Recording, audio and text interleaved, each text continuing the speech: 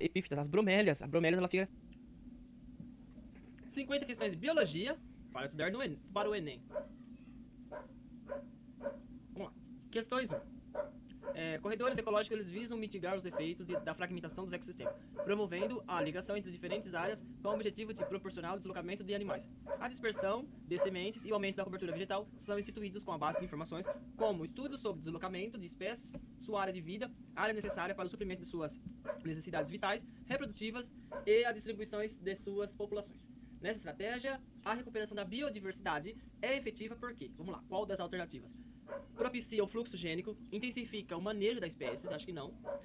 Amplia o processo de ocupação humana, não. Aumenta o número de indivíduos nas populações, favorece a formação de ilhas e proteção integral. Eu vou falar que ela propicia o fluxo gênico.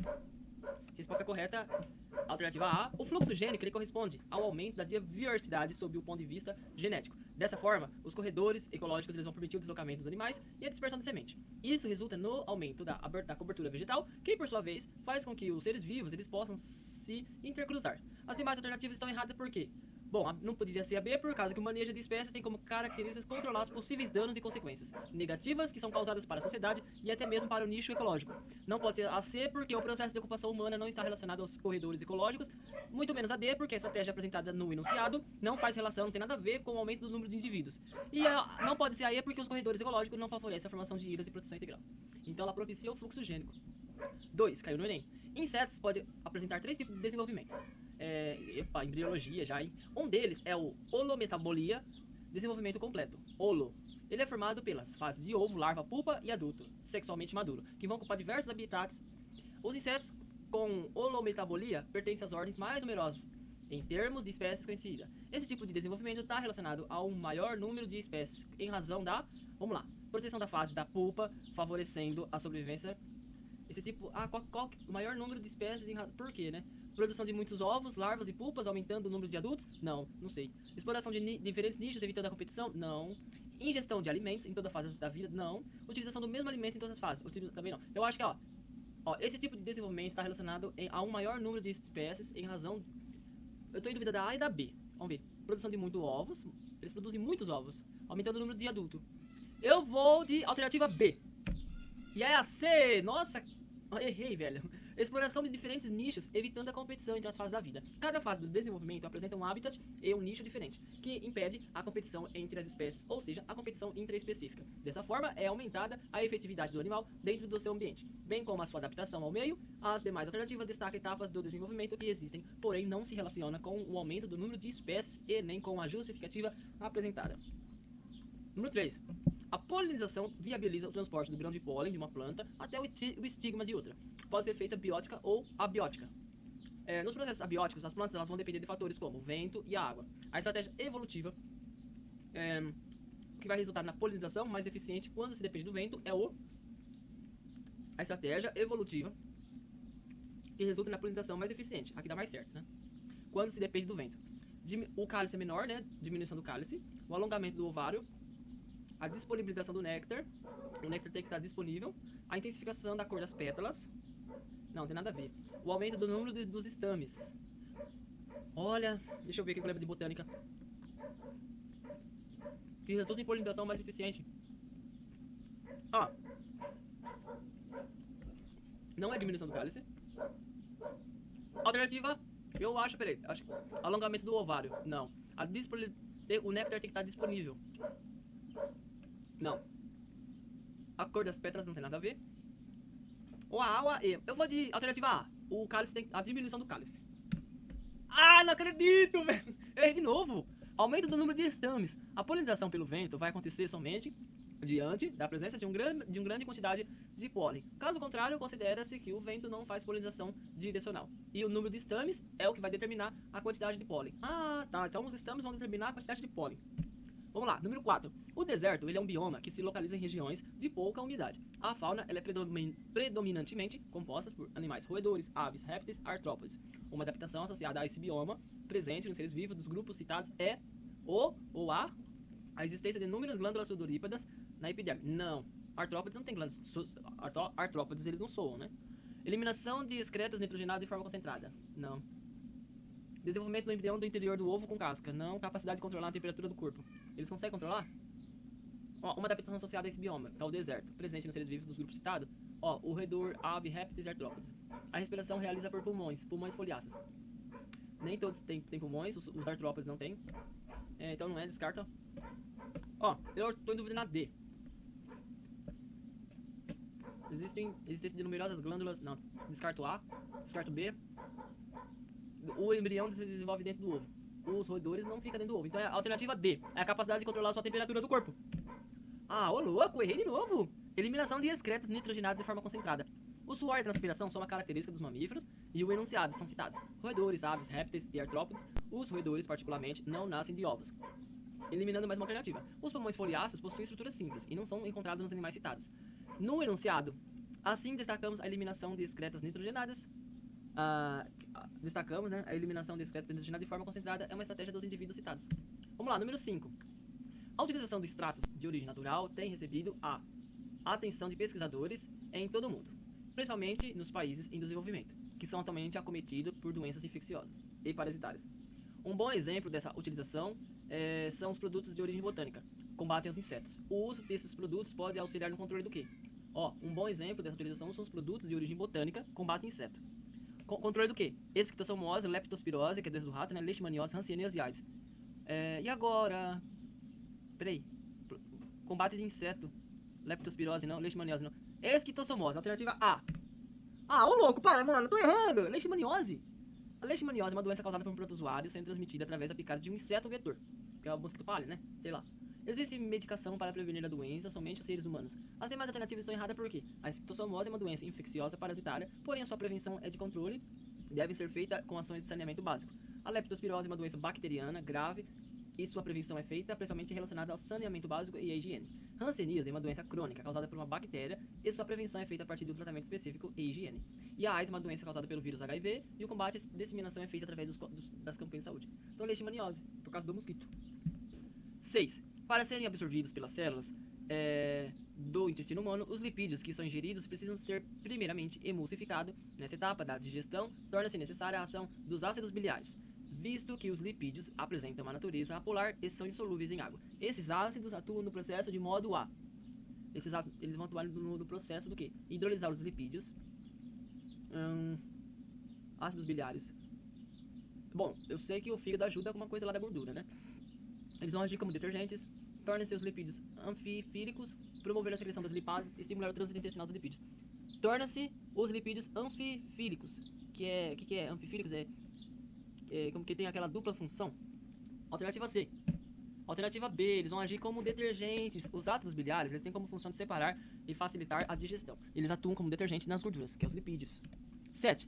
A terapia celular tem sido amplamente divulgada como revolucionária, por permitir a regeneração de tecidos a partir de células novas. Entretanto, a técnica que introduz novas células em um tecido para o tratamento de enfermidades em indivíduos já era aplicada rotineiramente em hospitais. A técnica que refere-se o texto vamos lá, terapia celular amplamente divulgada, revolucionária, por permitir a regeneração, regenera os tecidos e células novas. Essa técnica ela introduz novas células, coloca novas células em um tecido para o tratamento de doenças. Vamos lá, vacina, não é vacina, biópsia, também não é, transfusão de sangue, terapia celular, a quimioterapia, não, terapia com química, né, não, hemodiálise, e agora? Nossa, essa aqui é difícil, hein?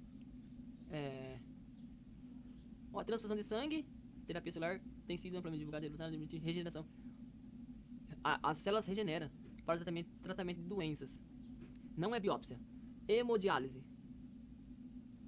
Eu vou chutar essa. Alternativa C. Hemodiálise. É transfusão de sangue. Ah, mano. Louco. Na transfusão de sangue acontece a transferência de células sanguíneas, onde o indivíduo receptor recebe células como as hemácias, os leucócitos, e as demais alternativas estão erradas porque a vacina ela vai representar uma injeção de um vírus ou bactéria e não é uma célula humana, por isso está errada. A biópsia ela é retirada de um tecido. A hemodiálise, a que eu falei, ela não coloca uma célula. Ela é um procedimento que vai auxiliar a função de filtrar o sangue. A quimioterapia está relacionada com uma substância química, que é que eu falei, né? Terapia com química. Então a resposta é transfusão de sangue, que é a terapia celular para regenerar os tecidos. Bom, vamos lá. Número 8. No ciclo celular atuam moléculas reguladoras.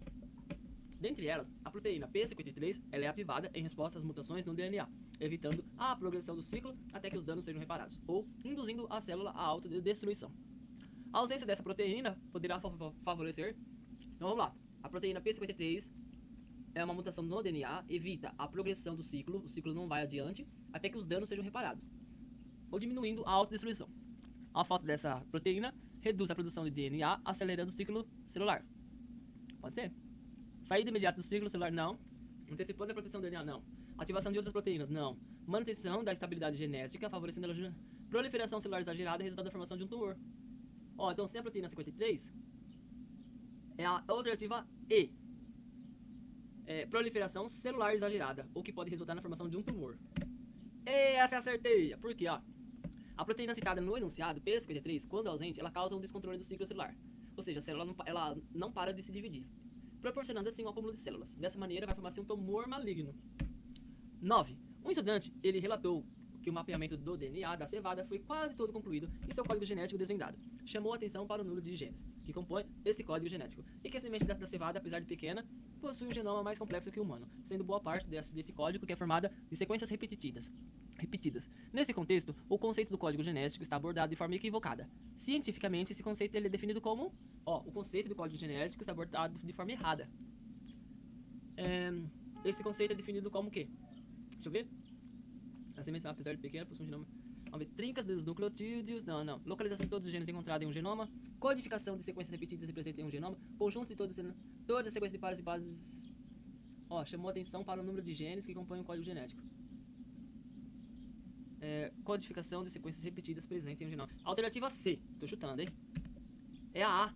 Vixe, trincas de nucleotídeos que codificam os aminoácidos. O código genético ele é formado por trincas de nucleotídeos que são os códons, que, por sua vez, codificam os aminoácidos naturais. 10. A distrofia muscular Duchenne, DMD, é uma doença que, por uma mutação em um gene localizado no cromossomo X. Pesquisadores estudaram uma família na qual gêmeas monozigóticas elas eram portadoras de um alelo mutante recessivo para esse gene, heterozigóticas. O interessante é que uma das gêmeas apresentava o fenótipo relacionado ao alelo mutante. Isso é o DMD, enquanto a sua irmã apresentava o fenótipo normal. A diferença da manifestação da DMD entre as gêmeas pode ser explicada pela dominância incompleta do alelo mutante em relação ao alelo normal, falha na separação dos cromossomos no momento da separação de dois embriões, recombinação cromossômica em uma divisão celular embrionária anterior à separação dos dois embriões, inativação aleatória de um dos cromossomos X em fase posterior à divisão, origem paterna dos cromossomos portadores do alelo mutante em uma das gêmeas de origem materna. Olha, essa aí não entendi muito bem, mas eu vou chutar. Alternativa B, vai acontecer uma falha na separação dos cromossomos X no momento da separação dos dois embriões. E a D é uma inativação aleatória de um dos cromossomos X em fase posterior à divisão que resulta nos dois embriões. Nesses casos, considera-se que as duas gêmeas inativam o cromossomo XD, porém, uma delas não é portadora, enquanto a outra vai apresentar a doença. Anabolismo e catabolismo são processos celulares antagônicos. São controlados principalmente pela ação de hormônios. Por exemplo, no fígado temos a insulina, que vai atuar como um hormônio com ação anabólica, enquanto o glucagon tem ação catabólica, e ambos são secretados em resposta ao nível de glicose sanguínea. Em caso de um indivíduo com hipoglicemia, excesso de açúcar no sangue, o hormônio citado que atua no catabolismo vai induzir, o hormônio que está citado vai atuar no catabolismo, vai induzir o organismo a realizar a fermentação láctica, metabolizar aerobicamente a glicose, produzir aminoácidos a partir de ácidos graxos, transformar ácidos graxos em glicogênio e estimular a utilização do glicogênio. Então vamos lá. Um indivíduo com hipoglicemia, o hormônio citado atua no catabolismo do quê? Hipoglicemia, ele vai produzir, vai transformar... Alternativa D, ele vai transformar ácidos graxos em glicogênio. Alternativa E, estimular a utilização do glicogênio. A insulina ela possui a função de levar glicose do sangue para dentro da célula e formar mais células complexas como o glicogênio, que é a molécula de reserva. Portanto, esse hormônio vai propiciar o anabolismo. O glucagon possui uma função antagônica, pois ele promove a quebra do glicogênio, que é a molécula de reserva, em glicose. Esse processo vai receber o nome de catabolismo. A hipoglicemia é a falta de glicose no sangue. Então não é excesso, é a falta de glicose no sangue. Nesse caso, o glucagon irá estimular a utilização do glicogênio para produzir glicose, ocorrendo um processo de catabolismo. 12. Dinitrofenol, DNP, ele é conhecido como desacoplador da cadeia de elétrons na mitocôndria. Apresenta um efeito emagrecedor, contudo, por ser perigoso e pela ocorrência de casos letais, seu uso como medicamento é proibido em diversos países, inclusive no Brasil. Na mitocôndria, essa substância ela captura no espaço intermembranas os prótons H+, que são provenientes das atividades das proteínas da cadeia respiratória, retornando-se à matriz mitocondrial. Assim, esses prótons eles não passam pelo transporte enzimático. Na membrana interna, o efeito emagrecedor desse composto está relacionado à obstrução da cadeia respiratória, resultando em maior consumo de celular de ácidos graxos, um bloqueio nas reações do ciclo de Krebs, resultando em maior gasto de energia, diminuição de produção do acetil, o COAA, resultando em maior gasto celular do piruvato, inibição da glicose de ATP, não tá errado, e diminuição da produção de ATP, resultando em maior gasto de... O efeito emagrecedor, e agora? Diminuir a produção de acetil.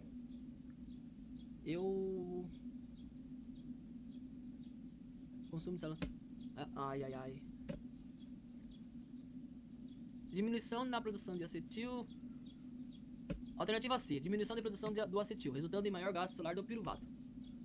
Alternativa E, que seria a diminuição da produção do ATP. O desacoplador altera a gradiente de concentração de prótons, diminuindo a passagem dessa enzima ATP sintase. Com isso, a produção de ATP, ela fazendo consumir mais moléculas orgânicas para produzir a quantidade de ATP necessária. Biologia para o Enem. 13. A Mata Atlântica ela caracteriza por uma grande diversidade de epífitas, como as bromélias. Essas plantas elas são adaptadas a esse ecossistema e conseguem captar água e nutrientes, mesmo vivendo sobre as árvores. Essas espécies que captam água de onde que elas captam? Dos organismos das plantas vizinhas? Não.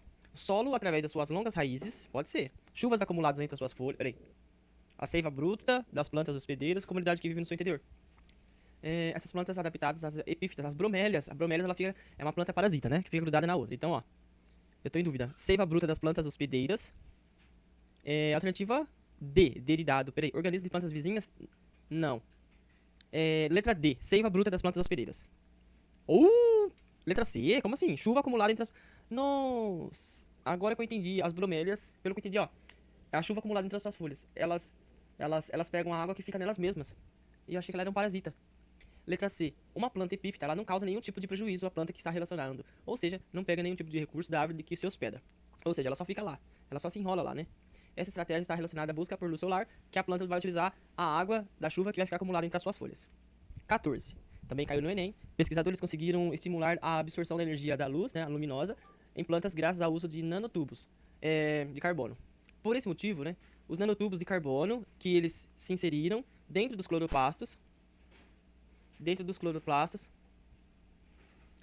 por uma montagem espontânea através das membranas dos cloroplastos. Pigmentos de plantas que vão absorver as radiações luminosas, os elétrons eles são excitados e eles se deslocam dentro das membranas dos cloroplastos. E a planta vai utilizar em seguida essa energia elétrica para a fabricação de açúcar. Os nanotubos de carbono eles podem absorver comprimentos de onda habitualmente não utilizado pelos cloroplastos. E os pesquisadores tiveram a ideia de utilizá-los como antenas, estimulando a conversão de energia solar pelos cloroplastos com o aumento de transporte de elétrons. Os nanotubos de carbono incrementam a fotossíntese de plantas, que o aumento da eficiência fotossintética aconteceu pelo fato de os nanotubos de carbono promoverem diretamente o quê? Vixe, não entendi nada. O aumento da eficiência fotossintética da produção de luz, né, ocorreu pelo fato de que os nanotubos de carbono promoveram diretamente. O que eles promoveram? A utilização da água, a absorção dos fótons, formação de gás oxigênio, proliferação dos cloroplastos, captação de dióxido de carbono. Eu estou em dúvida e eu vou chutar. Eu acho que os nanotubos, eles... das membranas dos cloroplastos. Então, ele capta os utilização da água. Ou eles absorvem os fótons. B, o aumento da eficiência. A absorção dos fótons. Eu estava pensando certo. Mas demorei muito e avancei o slide. Então, a absorção dos fótons, ou seja, absorve as luzes, os nanotubos, né?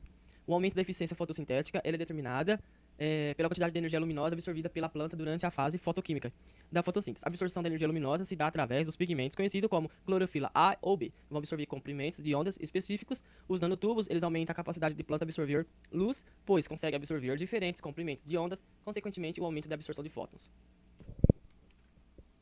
Vamos lá, né? Então é isso aí, né? Os nanotubos, eles vão aumentar a capacidade das plantas absorver a luz. Consegue absorver diferentes comprimentos de ondas e, consequentemente, vai aumentar a absorção dos fótons.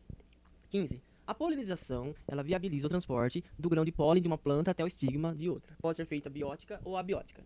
Nos processos abióticos, as plantas vão depender de fatores como o vento e a água. A estratégia evolutiva resulta em polinização mais eficiente quando depende do vento. Ela é o quê? Ah, tá. Quando a polinização é mais eficiente quando está dependente do vento. Deixa eu ver. Ah, tá. Quando depende do vento, o cálice, tem que diminuir o cálice, alongamento do ovário, ao aumento do número dos estames, que os estames é a parte masculina da planta, né? Deixa eu ver. Letra E. A polinização é feita pelo vento, denominada anemofilia. Letra E, aumento do número dos estames, então quando ela é feita pelo vento, né? Ou seja, tem que ter muitos estames quando é o vento, porque daí o vento assopra e manda embora. Sendo assim, o número de estames promove maior quantidade de grãos de pólen para a polinização, que é intermediada pela ação do vento. 16. O cruzamento de duas espécies da família Anonáceas, a Xeremoia com a fruta pinha, resultou em uma planta híbrida denominada de Atemoia. Recomenda que um plantio seja por meio de enxertia. Um dos benefícios dessa forma do plantio é a ampliação de variação genética. O cruzamento de duas famílias com a fruta pinha resultou em uma planta híbrida, Atemoia. Recomenda que o plantio seja por meio de enxertia. Fazer enxerto. Um dos benefícios dessa forma do plantio é a produção de frutas de sua espécie, manutenção do genótipo, a reprodução de clones das plantas parentais e modificação do genoma. Não, eu acho que a letra D, o benefício quando você faz um enxerto é a reprodução dos clones, cria clones, né, a partir das plantas parentais, né? Letra C, qual que é a C? A manutenção do genótipo da planta. Vai fazer uma manutenção, um enxerto vai fazer a manutenção do genótipo da planta. A enxertia é um tipo de reprodução assexuada, que vai levar à formação de descendentes geneticamente iguais. É uma forma de reprodução muito feita por agricultores. A enxertia vai consistir na união de duas plantas que podem ser diferentes, espécies ou iguais, onde a planta receptora do enxerto oferece a seiva bruta para as plantas enxertadas. Em algumas espécies de interesse econômico são feitas a enxertia para que seja mantida a realização dos recursos oferecidos pela planta e a manutenção do seu genótipo. 17. Uma das estratégias para a conservação de alimentos é o salgamento, que é a adição do cloreto de sódio, NaCl, historicamente utilizado por tropeiros, vaqueiros e sertanejos para conservar carnes de boi, porco e peixe. O que acontece com as células presentes nos alimentos que é preservado com essa técnica? O sal é adicionado e ele vai abaixar a concentração de soluto em seu interior. Não. O sal adicionado ele desorganiza e destrói suas membranas plasmáticas. Pode ser. A adição de sal vai alterar as propriedades de suas membranas plasmáticas. Pode ser também. Sei lá, estou em dúvida. E os íons de Na+, e o Cl-, provenientes da dissociação do sal, entram livremente nelas. A grande concentração de sal no meio extracelular provoca a saída de água dentro delas. Acho que é a letra E. A grande concentração de sal no meio extracelular provoca a saída de água. Letra E. Esse processo se chama osmorregulação. É um mecanismo em que a água atravessa a membrana com o intuito de alterar e equilibrar a concentração do soluto, que vai ocorrer de forma espontânea. O salgamento vai aumentar a concentração do sal fora das células da carne, tentando equilibrar as concentrações de fora e de dentro. As células acabam perdendo água. O ressecamento do alimento facilita sua conservação. 18. Uma cozinheira colocou sal a mais no feijão que estava cozinhando. Para solucionar o problema, ela acrescentou batatas cruas, sem tempero, dentro da panela. Quando terminou de cozinhá-la, as batatas estavam salgadas, porém absorveram parte do caldo com excesso do sal. Finalmente, ela adicionou água para completar o caldo de feijão. O sal foi absorvido pelas batatas. Como que o sal foi absorvido pelas batatas? Osmose. Deixa eu ver. Osmose? Como que o sal foi absorvido pelas batatas? Por osmose, por envolver apenas o transporte do solvente. Fagocitose. O sal é transportado em uma substância sólida. Não.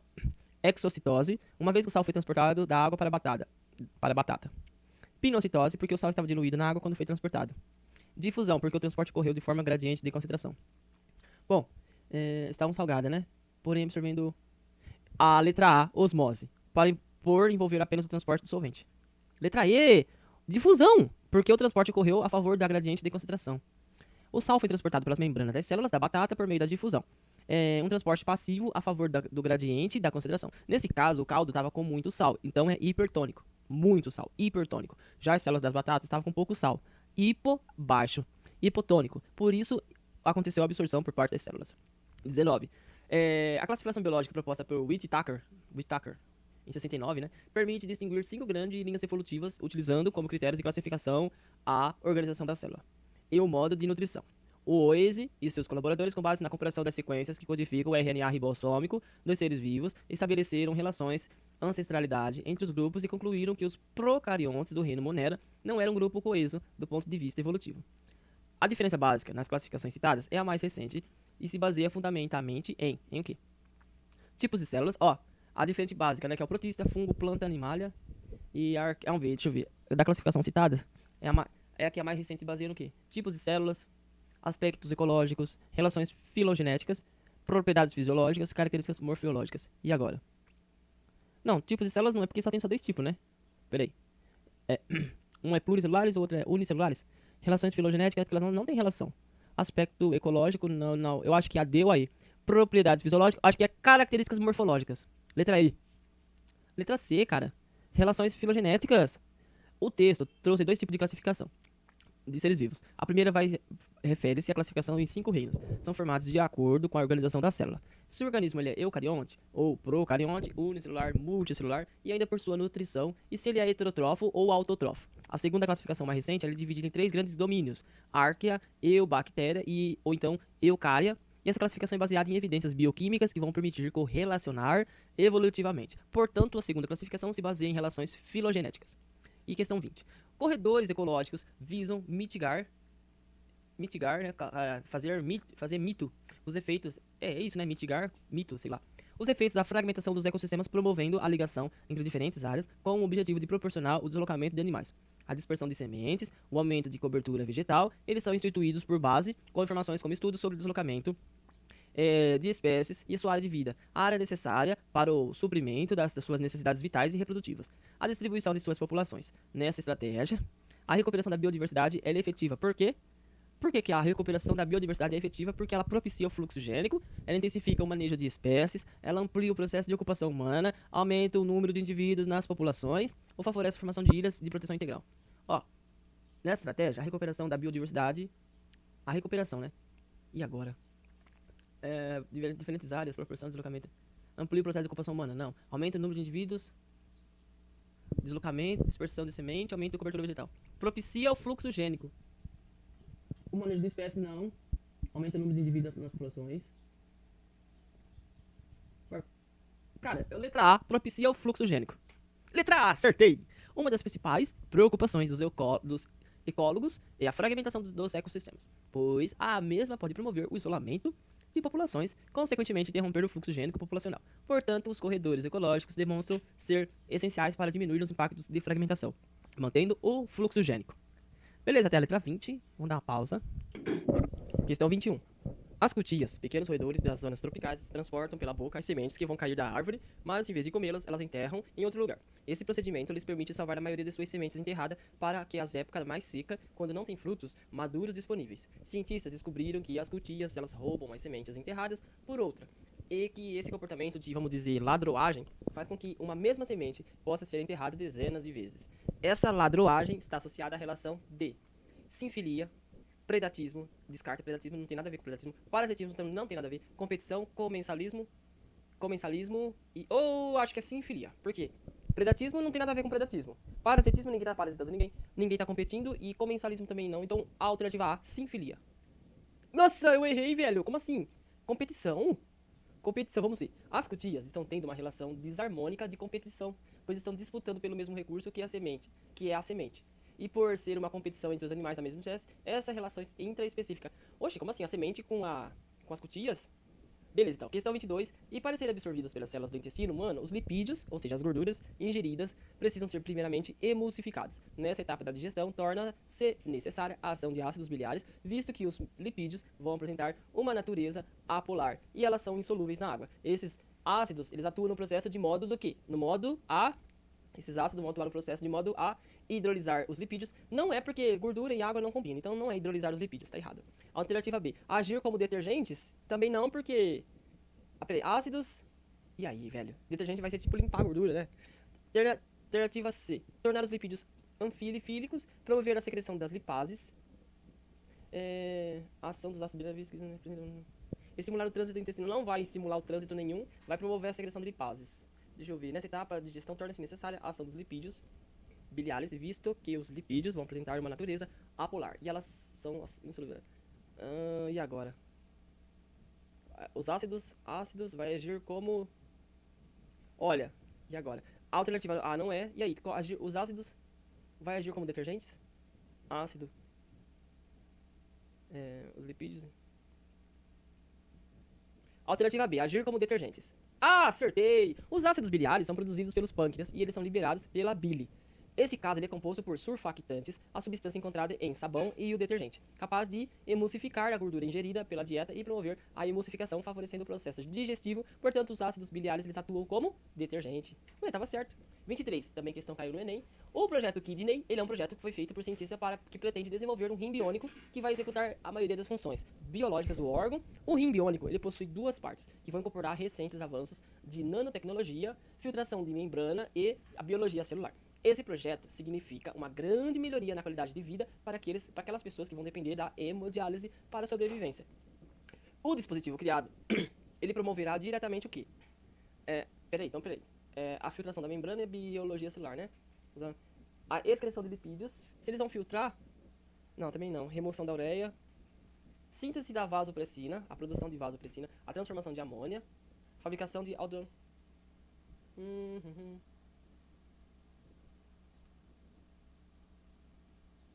A filtração de membrana vai filtrar.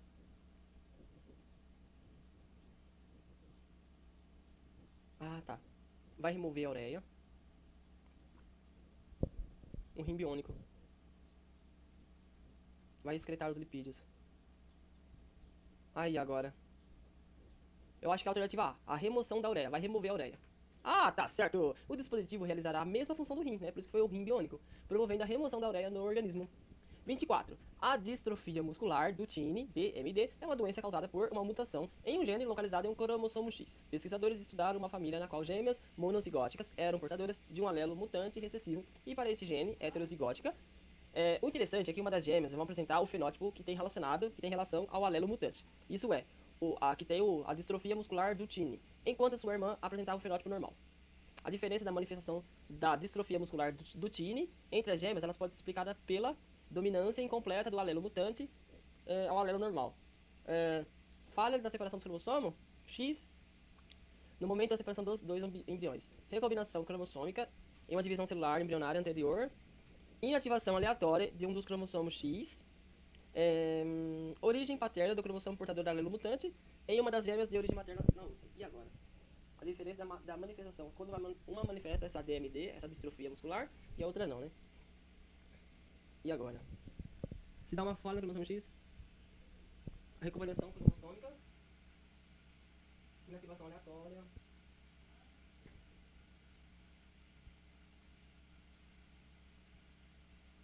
Ó, o cromossomo X é da mãe, né? Eu acho que é. Monozigóticas, representação mutante.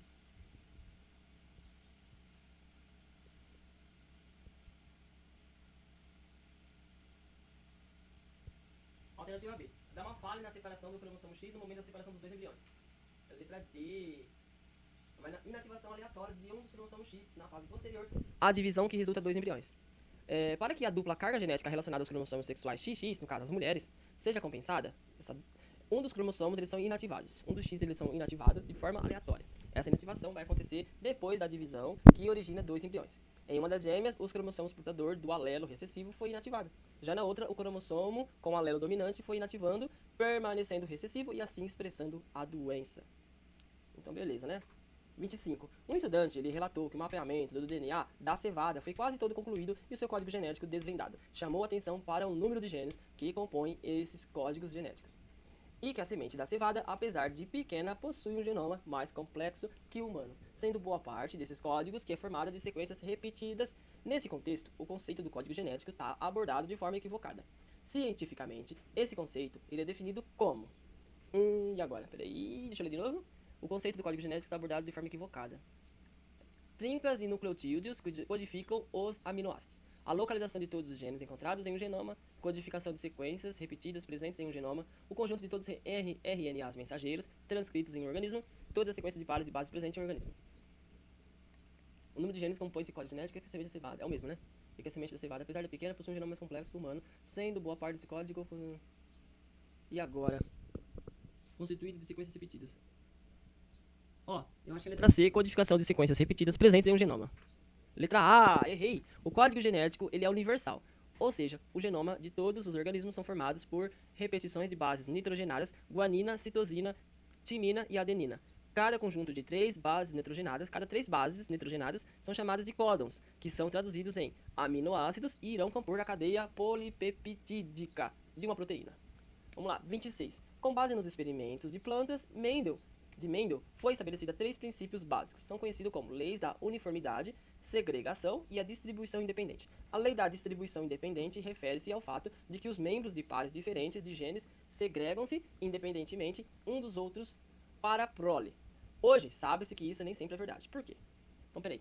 A lei da distribuição independente refere-se ao fato de que os membros de pares diferentes de genes, eles vão se separar, né? Segregar é separar, independentemente um dos outros para a prole. Por que isso nem sempre é verdade? A distribuição vai depender do caráter da dominância ou a recessividade do gene. Pode ser. Os organismos nem sempre herdam cada um. Não, eles sempre vão herdar. Cada um sempre vai herdar uma característica de seus genitores. Então tá errado a B. As alterações cromossômicas podem levar às falhas de segregação durante a meiose. Alteração cromossômica pode ser também, sim. Os genes localizados fisicamente próximo do mesmo cromossomo tendem a ser herdados juntos. Os cromossomos que contêm 2 determinados genes podem não sofrer a disjunção na primeira fase da meiose. Eu acho que letra A. A distribuição vai depender do caráter de dominância ou a recessividade do gene. Letra D.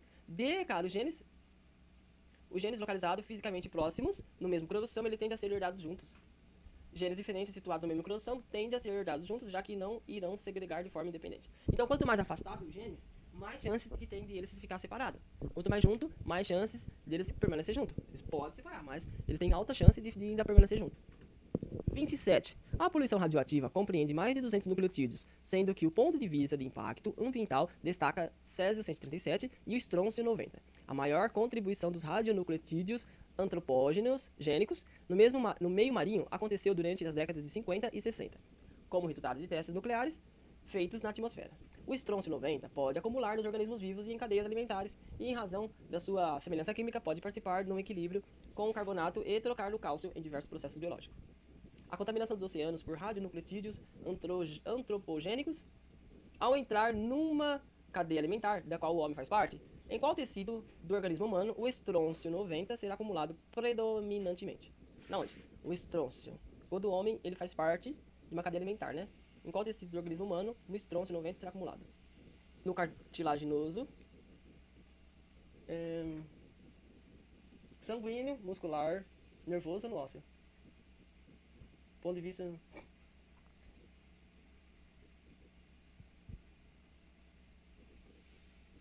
Trocar o substituir o cálcio, né? Eu acho que é no ósseo. Falou cálcio, vou chutar no ósseo. Alternativa E. Acertei! De acordo com o texto, o estrôncio-90 pode substituir o cálcio, que tem a ver com o osso, em diversos processos biológicos. A maior parte do cálcio presente no corpo está em nossos ossos.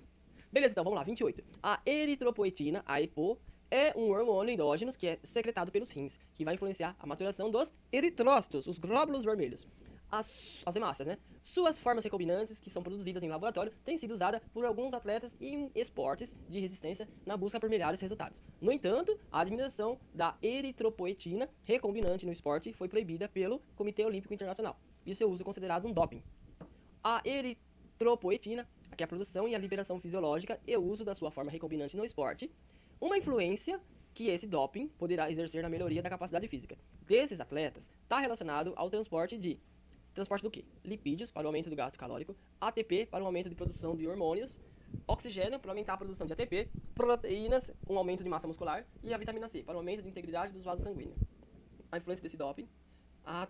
Se eles vão trazer mais resistência, né? A letra C, oxigênio para o aumento de produção de ATP. Sem dúvida alguma. Vamos lá. Letra C. Acertei! A eritropoetina é um hormônio muito importante para o organismo humano. Possui a função de estimular a produção, a maturação dos glóbulos vermelhos. Os glóbulos vermelhos são células sanguíneas responsáveis pelo transporte de oxigênio pelo organismo. Portanto, a utilização da eritropoetina irão propiciar o maior transporte de oxigênio, favorecendo a produção de ATP pelas mitocôndrias das células dos lutadores.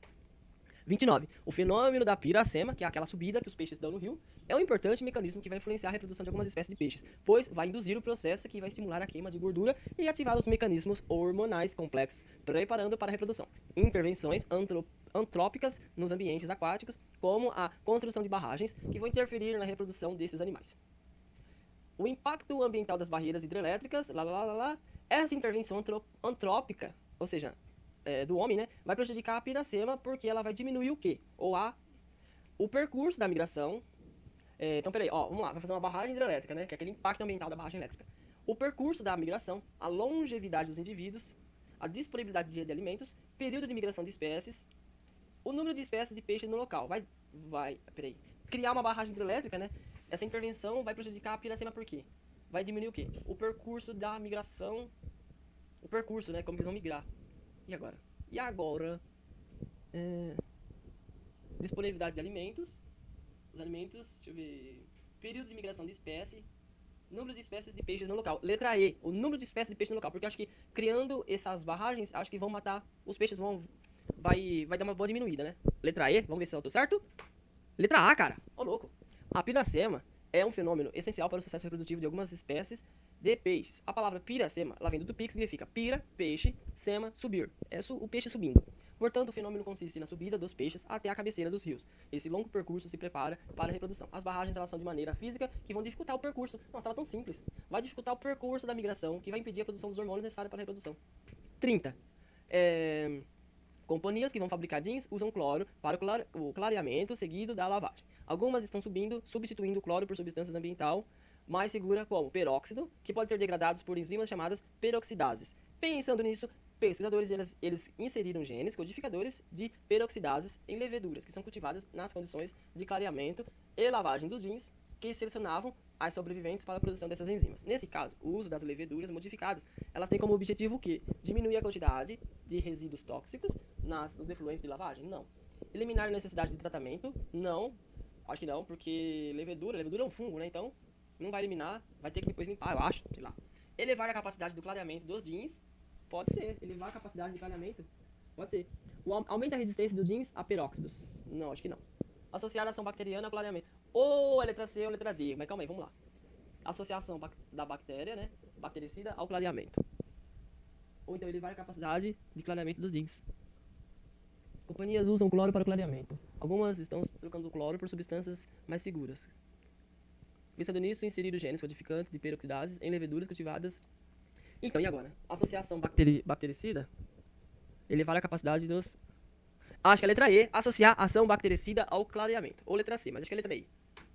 E nenhum nem outro, cara. Nenhum nem outro. Eu errei. Vai diminuir a quantidade de resíduos tóxicos. O uso de leveduras modificadas vão diminuir o consumo de cloro. Consequentemente, a chegada de resíduos tóxicos aos seus afluentes. 31. Cada safra, a quantidade de café beneficiado é igual à quantidade de resíduos gerados pelo seu beneficiamento. O resíduo eles podem ser usados como fertilizante, pois contém cerca de 6,5% de pectina, que é um polissacarídeo, aproximadamente 25% de açúcares que são fermentáveis, a frutose, sacarose e galactose, bem como resíduos de alcaloides, compostos aminados que não foram extraídos no processo. Utilização de resíduos que vêm da torrefação de café na agricultura em troca à adubação convencional. Esse resíduo ele vai contribuir para a fertilidade do solo. Por quê? Pois possibilita a reciclagem de carbono. Então, entendeu? O resíduo que sobra da torrefação de café vai ser ajuda, por quê? Possibilita a reciclagem do carbono e nitrogênio, promove o deslocamento do alumínio, que é tóxico, melhora a compactação do solo por causa da presença de pectina, eleva o pH do solo em função da degradação, apresenta efeitos inibidores de crescimento para maiores espécies vegetais pela cafeína. Possibilita a reciclagem do carbono e nitrogênio. Letra A. Letra A, acertei. Após o processo de fermentação dos açúcares, haverá tanto a liberação de gás carbônico, sendo então devolvido para a atmosfera, quanto a reutilização dos carboidratos pelos compositores. Já os resíduos e alcaloides vão sofrer a decomposição, havendo a liberação de nitrogênio inorgânico, que possivelmente vai ser usado pelos novos vegetais. 32. Um alimento orgânico. Eles devem apresentar uma embalagem, o selo de uma instituição certificadora que vai garantir ao consumidor que, além do alimento que está isento de agrotóxico, também é produzido com técnicas planejadas e controladas. A técnica de produção desses alimentos vai causar menor impacto aos recursos naturais, o que vai contribuir para melhorar a qualidade de vida das pessoas. Nesse sistema de produção, os alimentos, vegetais e os controles de inseto, ele é manejado por meio do quê? Da prática da adubação verde. O emprego de compostagem, um alimento orgânico deve apresentar em sua embalagem o selo de isento de agrotóxico, também produzido de técnica planejada e controlada. Ou seja, feita de técnicas, né? A técnica de produção desse alimento é menor impacto no... Prática da adubação verde. O emprego de compostagem. Não, acho que não é. Compostagem é o quê? Fazer compostagem, aquele negócio de fazer adubo, né? Controle de irrigação do solo não é. Utilização de predadores naturais não é. Uso de sementes inoculadoras com risóbio. Não, peraí. A produção de alimentos vegetais e o controle de inseto. O controle de inseto é manejado. Prática da adubação verde, isento de agrotóxico, também é produzida com técnicas planejadas. Abastecimento com... Ai, tô em dúvida. Controle de irrigação do solo não é utilização de predadores naturais? Não é. Ou é a letra A ou a letra B? Vamos lá de letra A. Prática de adubação verde. Letra D, cara. Nossa, eu errei feio. É utilizado o controle biológico para manter a cadeia alimentar equilibrada, não há proliferação da população de uma espécie. Os próprios predadores naturais vão funcionar como controle populacional, sem necessidade da utilização de veneno, e o benefício humano vem da manutenção da natureza. 33. Pesquisadores, eles criaram um tipo de plaqueta artificial feita com um polímero gelatinoso que é coberto de anticorpos, que vai permitir agilizar o processo de coagulação quando injetada no corpo. Se houver um sangramento, esses anticorpos eles fazem com que a plaqueta mude sua forma e se transforme em uma espécie de rede que vai grudar nas lesões dos vasos sanguíneos e da pele. Qual doença cujos pacientes teriam melhora de seu estado de saúde com o uso desse material? Então vamos lá. Filariose, hemofilia, osteoclerose, doença de Chagas, síndrome da imunodeficiência adquirida, né, que é a AIDS. Letra B, hemofilia. Letra B, acertei. A hemofilia é uma doença que é hereditária, é passada de pai para filho, relacionada ao cromossomo X, ou seja, só da mãe, né? Que é o cromossomo feminino. Vai afetar a produção das proteínas que são presentes nas plaquetas que são responsáveis pela coagulação sanguínea. Portanto, a utilização das plaquetas artificiais resolveria o problema dos portadores de hemofilia. 34. Os medicamentos, eles são rotineiramente utilizados pelo ser humano com o intuito de diminuir ou, por muitas vezes, curar possíveis transtornos de saúde. Os antibióticos, eles são grupos de fármacos que eles são inseridos no tratamento de doenças que são causadas por bactérias. Na terapêutica das doenças mencionadas, alguns desses fármacos eles vão atuar o quê? Eles vão ativar o sistema imunológico do hospedeiro, vai interferir na cascata bioquímica da inflamação, vai remover as toxinas sintetizadas pelas bactérias, vai combater as células hospedeiras das bactérias, vai danificar estruturas específicas das células bacterianas. Ativar o sistema imunológico do hospedeiro, letra A. Letra E. Os antibióticos eles são utilizados no tratamento de doenças de origem bacterianas. Cada antibiótico vai possuir uma ação específica com a inibição do funcionamento ribossomal ou alterações nas estruturas da parede celular, indispensáveis para a sobrevivência do micro-organismo. Ou seja, danificando as estruturas específicas das células da bactéria. Então, você toma um remedinho, ele vai atingir o quê? Vai danificar as estruturas da célula da bactéria. Vai enfraquecer a bactéria, propriamente dito. Beleza, né? 35. A terapia celular tem sido amplamente divulgada como revolucionária por permitir a regeneração de tecidos a partir de células novas. Entretanto, a técnica que se introduz novas células em um tecido para o tratamento de enfermidades, doenças em indivíduos já era aplicada rotineiramente em hospitais. A que técnica se refere o texto? Vacina? Não. Biópsia? Hemodiálise? Quimioterapia? Transfusão de sangue? Introduz novas células em um tecido para o tratamento de enfermidades em indivíduos. Não é transfusão de sangue. Hemodiálise. Letra C, hemodiálise. Não é quimioterapia, tratamento com químio. Não é. Transfusão de sangue. Não é transfusão de sangue. Você vai repor seu sangue para outra pessoa. Vacina, muito menos. Biópsia. Biópsia não é. Então é a hemodiálise.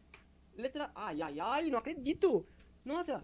Letra E. Através da transfusão de sangue, é possível que células do sangue de um doador seja transferida para o tecido sanguíneo de outra pessoa. Então, quer dizer, você, quando está doando sangue, simplesmente você está passando a vida para outra pessoa. Você está passando suas células para outra pessoa. Continuar a vida. Então, por isso... apoie muito e doe também, doe sangue. Letra E. Agora vamos lá. Caiu na UFSCar agora. 36, questão 36. Se pudéssemos marcar uma única hemácia do sangue de uma pessoa quando a sua passagem por um capilar sanguíneo do pé, ou seja, um capilar sanguíneo do pé e seguir seu trajeto pelo corpo, a partir dali detectaríamos sua passagem sucessivamente pelo interior do quê? Artérias, veias, corações, artéria, pulmão, veias, capilares. Ou artérias... Não, primeiro tudo, capilar sanguíneo do pé. É veia ou artéria? Capilar? E agora? É uma artéria? Ai. Se for artéria, então é só a alternativa A ou a B. Se for veia, pode ser a C, a D e a E, né? Então vamos lá. Marcar uma única massa do sangue quando de uma passagem por um capilar sanguíneo do pé. Cara, eu vou de artéria, então. Ou é letra A ou letra B. Agora vamos lá. Artéria. Artéria pro coração, pra veia. Não, então é letra A. Artéria, veia, coração. Não, peraí. Cara, eu não sei. Ou é veia? Ih, tô em dúvida, vou chutar. Eu vou de veia. Veia.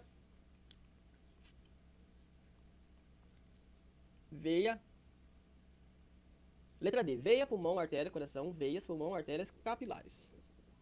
Letra D de dado. Letra E. Olha, quase acertei também. Letra E. Que é veia, coração. Não é veia, pulmão. Veia, coração. Depois artéria. Depois volta pro pulmão. Veias. Pulmão vai pra veias. Depois volta pro coração. Depois as artérias. Capilares. Sabendo que as veias elas vão levar o sangue para o coração, as veias levam e as artérias elas mandam, né? As artérias elas levam o sangue do coração para o corpo e que os capilares eles são os vasos menos calibrosos do sistema circulatório. Capilares. Vamos lá. Podemos concluir então que a passagem do sangue pelo corpo vai acontecer no sentido veias, coração, artérias, pulmão, veias, coração, artérias, capilares. 37, vamos lá. No Ceará, hein? Examinando um determinado tecido vegetal, ao micro-organismo óptico verifica as seguintes características: células vivas, células intimamente unidas, parede celular cutinizada, citoplasma sem... células vivas, células intimamente unidas, parede celular cutinizada, tem uma cutícula, né, uma cutinizada, citoplasma sem cloroplastos. Com as bases dessas características, podemos afirmar o quê? Trata de um colênquima, de um meristema, um floema, epiderme e xilema. Vamos lá. É um tecido vegetal, ou seja, é uma planta. As características, elas possuem células vivas, então se é célula viva, não pode ser um xilema. Então descarta a letra E.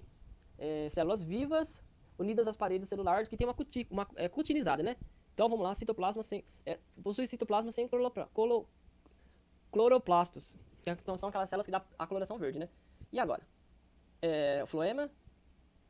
Epiderme, não é o E, xilema descarta. Célula colênquima. Parede celular cutinizada. Tem uma cutícula cutinizada, né? Epiderme, meristema. E aí, será que é o floema? Célula viva. Floema. Tempo. Colênquima, meristema, floema, epiderme.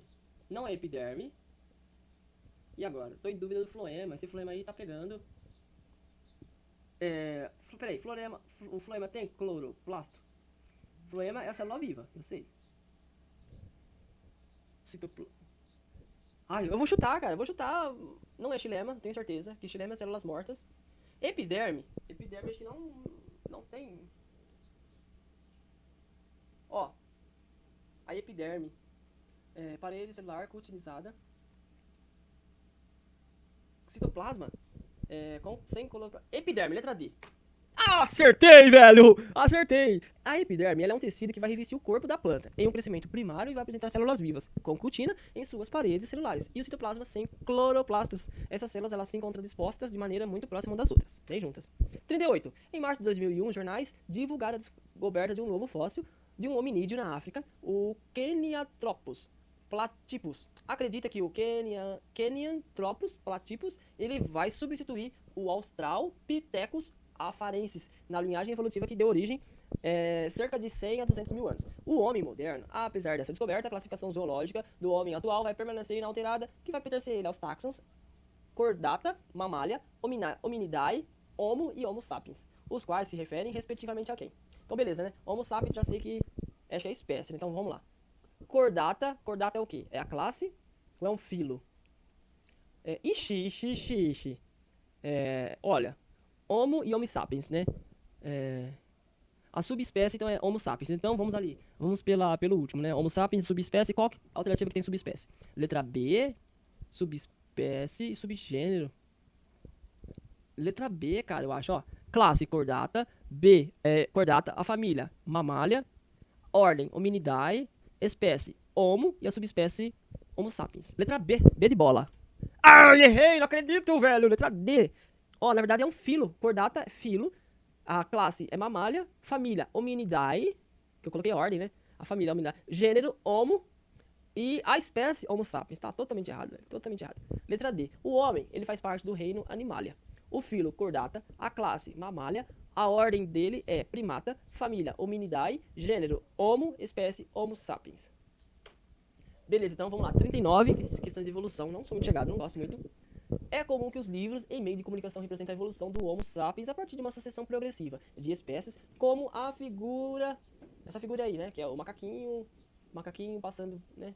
Evoluindo, que na minha visão eu acho que na verdade tá todo já criado bonitinho.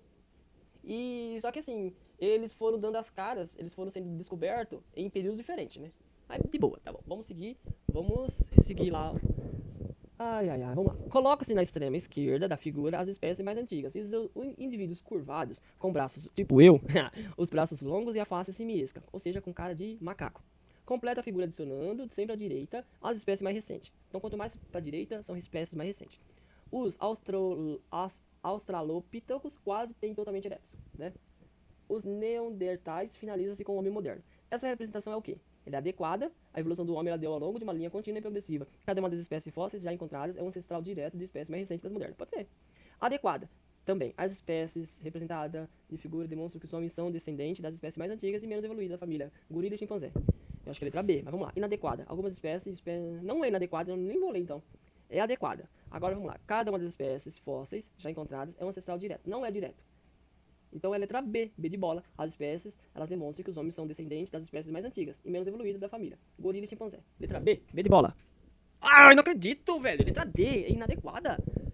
A representação da espécie humana é inadequada, pois não mostra corretamente as relações evolutivas entre os organismos, demonstrando uma evolução linear.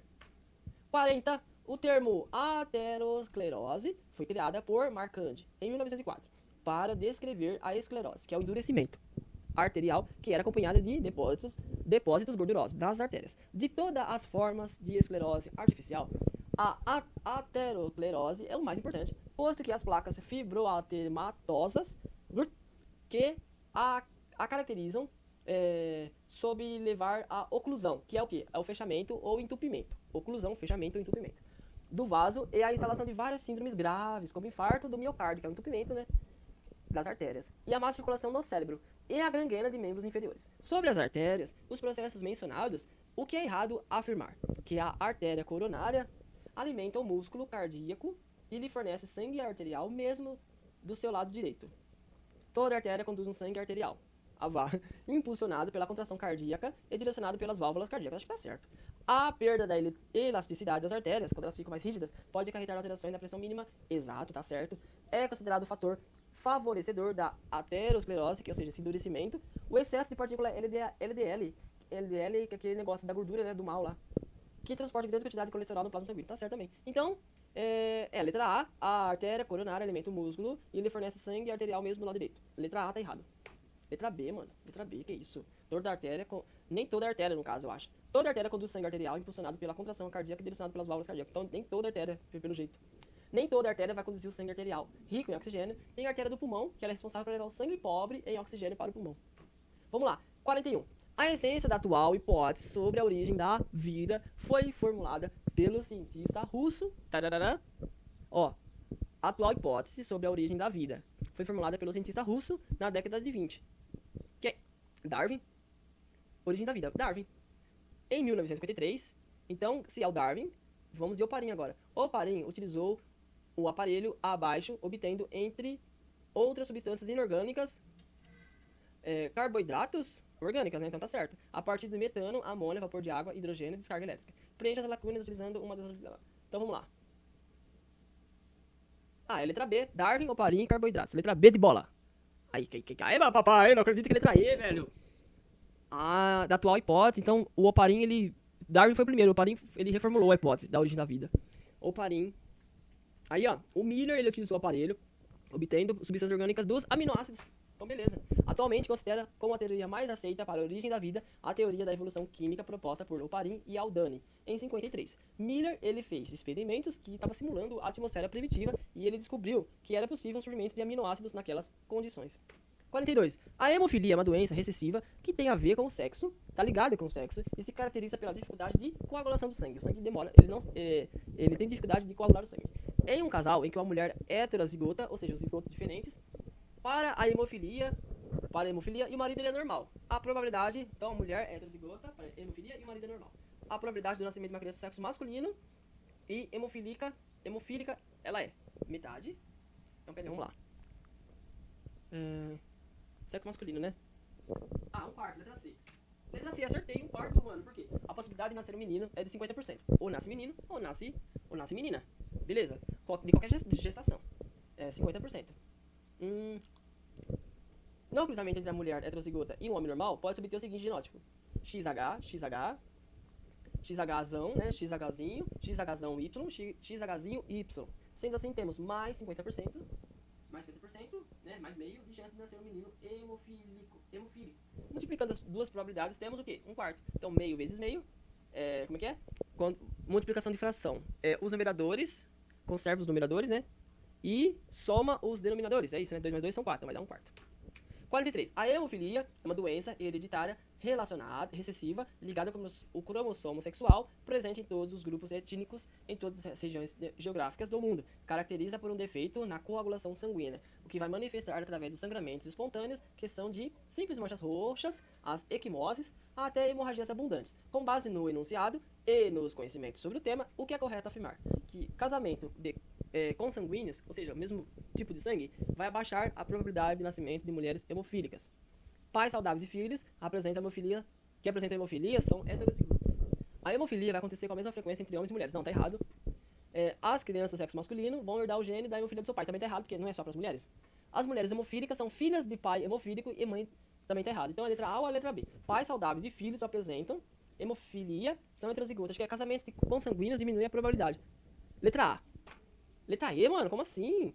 Mulheres hemofílicas são filhas de pai hemofílico e mãe heterozigota para esse gene. Para o nascimento de mulheres hemofílicas, um evento raro, é necessário o cruzamento entre mãe heterozigota e um pai hemofílico.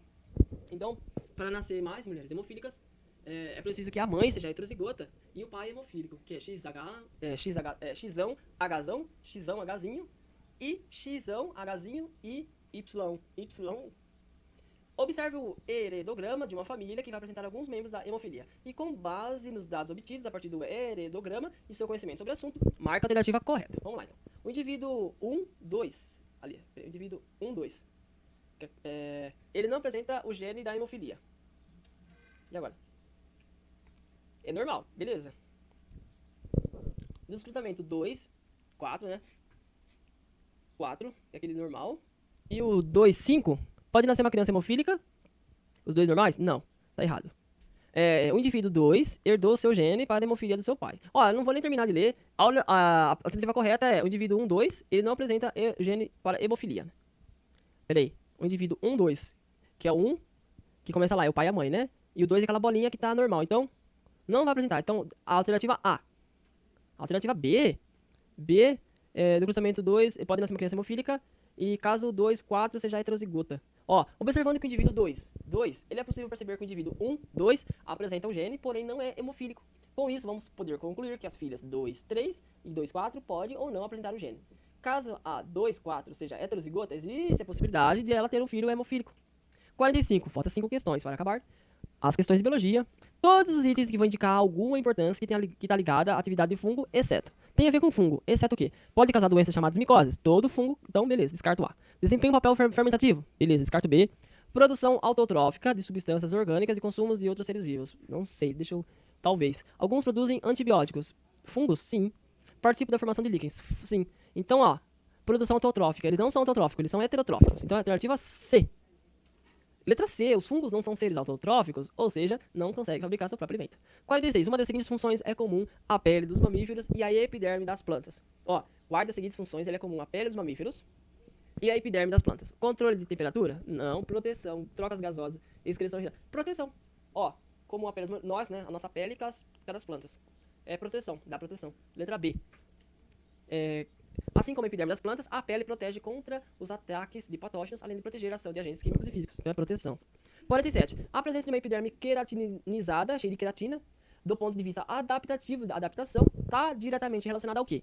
A preservação da vida, servindo para ataque e defesa. Não. Adaptação do ambiente terrestre, sendo responsável pela mar... Não. Vida no meio aquático. Bom, quando tem queratina, né? Não. Reserva de... Proteção contra as ações mecânicas no meio. Letra E. Ui, não acredito, velho! Adaptação do meio ambiente terrestre, sendo responsável pela maior economia hídrica. Então, quando a epiderme tem queratina, é para não perder a água. A queratina, que está localizada no extrato córneo, ela funciona como uma barreira contra patógenos, além de evitar uma perda exagerada de água. Essa característica ela permite uma melhor adaptação ao ambiente terrestre. 48. Considerando uma doença humana autossômica, dominante, com penetração completa, vai afetar indivíduos na idade adulta. Seria correto afirmar o quê? Que a proporção genótipica esperada pela prole afetada de um homem homozigota dominante com a doença é de 50%. A proporção dos gametas portadores do alelo para as doenças que produzirá uma mulher heterozigota afetada será 100%. Um casal em que ambos são heterozigotos para o alelo causa a doença poderá ter filhos sadios. Um casal que tem apenas um dos cônjuges heterozigoto para o alelo que causa a doença tem risco de 25% de criança afetada. E agora? Letra D. Um casal em que apenas um dos cônjuges é heterozigoto. Um deles é heterozigoto. Para o alelo que causa a doença tem risco de 25%. Letra C. Imaginemos que a doença em questão ela é ocasionada pelo alelo dominante, azão. Se um casal for heterozigoto, para essas características, temos os seguintes genótipos possíveis para esse cruzamento: azão-azinho e azão-azinho. Que vai dar azão-azão, azão-azinho, azão-azinho e azinho-azinho. Os indivíduos azinho-azinho, eles são sadios, só eles. Pois não vão, porque eles não vão ter o alelo azão. Então todo mundo que tiver azão vai ser o afetado. 49, questão penúltima. Um cachorro poodle de pelo branco, ele foi cruzado com uma fêmea poodle do pelo preto. Nasceram 6 filhotinhos. 3 pelo branco, 3 pelo preto. Meio a meio. O mesmo macho, ele foi cruzado com outra fêmea poodle. Agora, o pelo branco. E nasceram 4 filhotes. 3 pelo branco e 1 preto. Admitindo que essa característica fenótipa seja determinada pelos dois alelos no um mesmo locus, pode-se dizer que o macho ele é o quê? Bom, heterozigoto ou homozigoto? Bom, a fêmea, primeiro foi a fêmea do pelo preto. E depois foi a do pelo branco, né? Então ele é heterozigoto. E vamos lá. E deu diferença ali. A do pelo preto deu meio a meio. Então elas não são homozigota. Então a alternativa, assim como a fêmea branca, a fêmea preta é homozigota. Não, não é homozigota também. Heterozigoto, como a fêmea preta, a fêmea branca ela é homozigota. Peraí.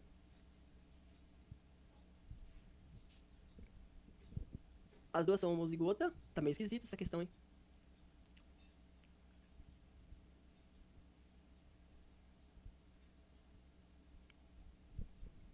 Ó.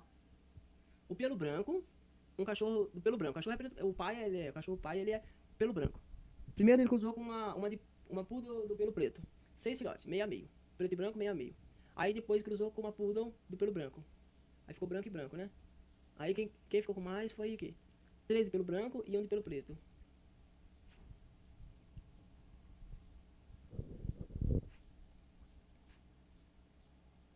Eu acho que a letra,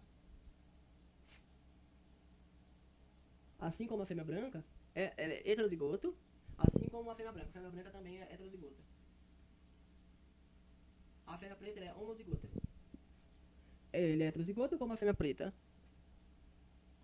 Ah, tá. Então uma é o contrário da outra, né? Se a fêmea branca ela é heterozigota, então homozigota.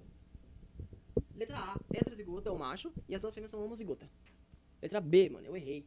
Para obter os resultados observados, o macho deve ser heterozigoto, beleza. Assim como a fêmea branca. Então a fêmea branca também tem que ser, porque se ele é branco e ele é heterozigoto, então a fêmea branca também tem que ser heterozigota. E a fêmea preta, por ser diferente, ela tem que ser homozigota. Primeiro cruzamento considera o alelo dominante Pzão e o alelo recessivo Pzinho. Temos então Pzão, Pzinho com Pzinho, Pzinho. Um heterozigoto com uma homozigota, dando origem aos possíveis fenótipos. Pzão, Pzão, Pzão, Pzinho, Pzinho, Pzinho e Pzinho, Pzinho.